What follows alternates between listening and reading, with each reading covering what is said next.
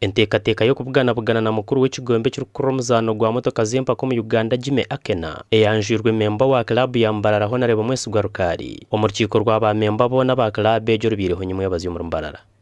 Aba babandize kutongoza ofisi yabo haro barya mora hamahembe g'ente omu Mbarara ebiire mazira obwire bwingi etaraho bwa nyuma y'okufa kwa Charles Muhanjo watandikire club egi nukwe bwa nyuma kuza omu rukiiko.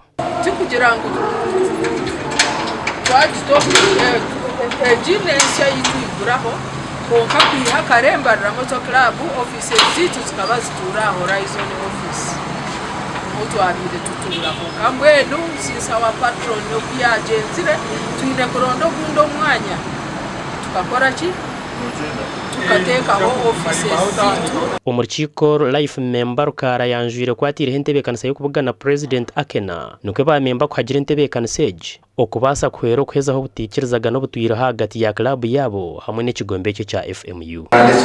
Kambugana yagira ati nzwe n'ingurundu tunagikandura n'ingurundu ati nimbimanya atobimana wanje tarushonga byo n'ebyubu nimbimanya byatushitane n'abaklub zeshompeza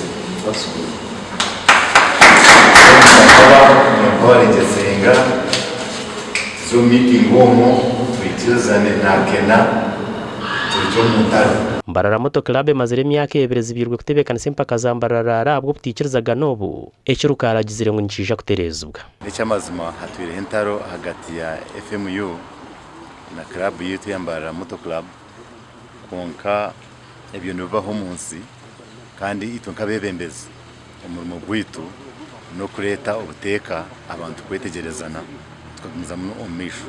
Omu rukiiko nurwe rumwe abireho kutora n'abanyakakiiko abasya kuza omu bigere byabo abahenzera amateeka ga club nukwe Adam Kabuye hamwe na Sam Mugerwa kuza omu bigere bya Godfrey w'amanya nk'abahandiiki hamwe na Faizo yibazibwe ogiire omu mwanya gwa audio tumwebaze nkowe by'empaka za motoka. Abwa TV West and Alojas Byamukama.